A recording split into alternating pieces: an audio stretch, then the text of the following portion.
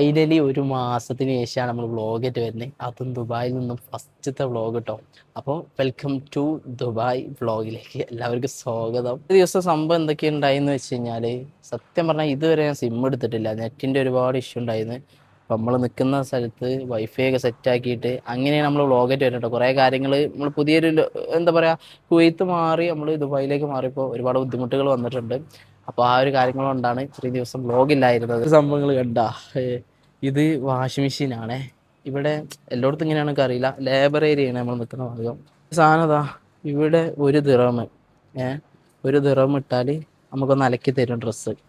ഞാൻ കുവൈത്തിൽ നിന്ന് വ്യത്യസ്തമായിട്ട് കണ്ട ഇതാണ്. ലേബർ ഏരിയ ആയതുകൊണ്ടാന്ന് തോന്നുന്നു, എനിക്ക് തോന്നുന്നു ഇങ്ങനെ ഒരു സംഭവം വെച്ചിട്ടുള്ളത് കേട്ടോ.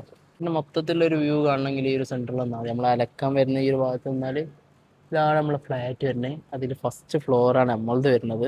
അതുകൊണ്ട് തന്നെ ഈ ഒരു കയറ്റം കാര്യങ്ങളൊന്നും നമുക്കില്ല. സത്യത്തിൽ മുകളിൽ കയറേണ്ട ഒരു ആവശ്യം വരുന്നില്ല. രക്ഷയില്ലാത്ത അടാറ് വെയിലാട്ടോ. കുറച്ചൊന്ന് ചൂടാറിയിട്ട് പുറത്തിറങ്ങാന്ന് വിചാരിച്ചാൽ ഏകദേശം 3:30 സമയമായിട്ടുണ്ട്. പക്ഷെ ചൂടിന് വലിയ സമയമൊന്നും ഇല്ല സത്യം പറഞ്ഞാൽ. പിന്നെ നമുക്ക് ക്യാമ്പിൽ നിന്ന് എടുക്കുന്നതിന് ഒരുപാട് ലിമിറ്റേഷന് കാര്യങ്ങളൊക്കെ ഉണ്ട്. അതുകൊണ്ടാണ് നമ്മൾ പിന്നെ ക്യാമ്പിൽ നിന്ന് വല്ലാണ്ട് എടുക്കാതിരുന്നത്. പിന്നെ ഫസ്റ്റത്തെ വ്ളോഗല്ലേ, ദുബായി വന്ന്. ദുബായി എന്ന് പറയുമ്പോൾ നമ്മളൊക്കെ എന്താ മൈൻഡിലുണ്ടാവുക, ഒരുപാട് കെട്ടിടങ്ങൾ, വലിയ വലിയ ബിൽഡിങ്ങുകൾ, അങ്ങനത്തെ സംഭവങ്ങളല്ലേ. സത്യം പറഞ്ഞാൽ ഞാൻ പെട്ട സ്ഥലം ദുബായ് പോലും അറിയാത്ത ഒരു സ്ഥലമായിരിക്കും ചിലപ്പോൾ. അങ്ങനത്തെ ഒരു ഏരിയയിൽ ഞാൻ നിൽക്കുന്ന ലേബേഴ്സ് കൂടുതലായിട്ട് താമസിക്കുന്ന ഒരു ഏരിയയാണ്. അപ്പോൾ ജബലലി എന്ന് പറഞ്ഞ ലൊക്കേഷനിലാണ്. അതിലുള്ളവർക്ക് അറിയാൻ ചാൻസ് ഉണ്ടാവും ജബലലി എന്ന് പറഞ്ഞ ലൊക്കേഷൻ എങ്ങനത്തെയാന്നുള്ളത്. പക്ഷെ നാട്ടിലുള്ളവർക്ക് മനസ്സിലാവണമെന്നില്ല. മൊത്തം പറഞ്ഞു കഴിഞ്ഞാൽ എന്താ പറയുക, ലേബേഴ്സ്, അതായത് തൊഴിലാളികൾ മാത്രമുള്ള ഒരു ഏരിയ. നമ്മളെന്താ പറയുക, ഈ കോൺട്രാക്ട് പണിക്ക് പോകുന്നവർ, ബിൽഡിങ്ങിൻ്റെ വർക്കിന് പോകുന്നവർ, അങ്ങനത്തെ ടീമുള്ളൊരു ഏരിയ. സത്യം പറഞ്ഞാൽ ഇവിടെ ഫാമിലീസ് എന്ന് പറഞ്ഞാൽ മലയാളി ഫാമിലികൾ വളരെ കുറവായിരിക്കും. ഉണ്ടെങ്കിൽ പോലും ഞാൻ സത്യം പറഞ്ഞാൽ ഇത്ര ഒരു മാസം ആവാറായി ഞാൻ കണ്ടിട്ടില്ല എന്നുള്ളതാണ് സത്യം കേട്ടോ. മലയാളീസ് ഉണ്ട്, പക്ഷെ ഫാമിലികൾ കുറവാണ് ഇവിടെ. അക്കോമഡേഷൻ വിട്ട് പുറത്തിറങ്ങി കഴിഞ്ഞാൽ കിട്ടുന്ന ഒരു വ്യൂ ആണിത്. മസ്ജിദ് ഉണ്ട്, നമ്മളൊരു എന്താ പറയുക, നമ്മളൊരു അങ്ങാടി അല്ലെങ്കിൽ നമ്മുടെ ടൗണ് അല്ലെങ്കിൽ നമ്മളെ എന്താ പറയുക ഏരിയ, ഈ ഒരു ഏരിയയാണ് വരുന്നത്. പള്ളിയുണ്ട്, ഒരു സൂപ്പർ മാർക്കറ്റ് ഉണ്ട്, അവിടെ വേറെ സൂപ്പർ മാർക്കറ്റ് ഉണ്ട്. പിന്നെ ഇതാണ് നമ്മളെ ഏരിയ.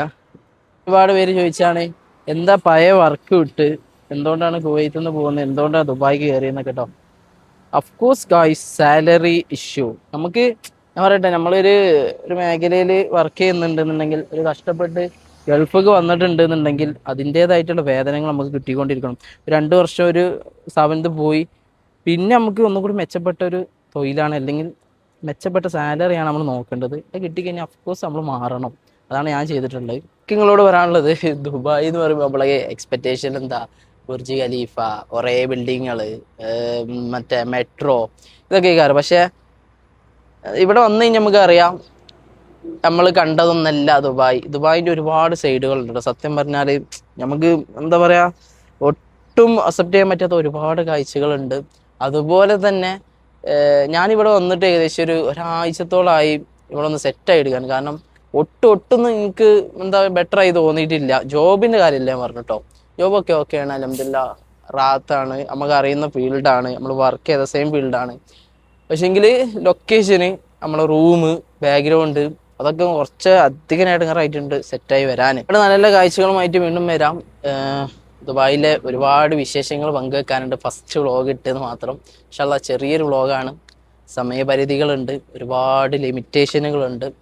എല്ലാം നമ്മൾ തരണം ചെയ്ത് ഇൻഷാ അല്ലാഹ് നല്ല നല്ല വ്ളോഗ് ചെയ്യാൻ ശ്രമിക്കും. ഇൻസ്റ്റയിൽ ഫോളോ ചെയ്യാത്തവർ ഇൻസ്റ്റയിലും ഫോളോ ചെയ്യുക. നമ്മൾ മാക്സിമം ഇൻസ്റ്റയിലേക്കാണ് കൂടുതൽ ചെയ്യട്ടോ, റീൽസും കാര്യങ്ങളും അപ്ഡേഷനും കാര്യങ്ങളൊക്കെ. തീർച്ചയായിട്ടും ഇൻഷാ അല്ലാഹ് എല്ലാം നല്ലതിനാവട്ടെ, എല്ലാ തുടക്കവും നല്ലതിനാവട്ടെ, എല്ലാം നല്ലതാവട്ടെ.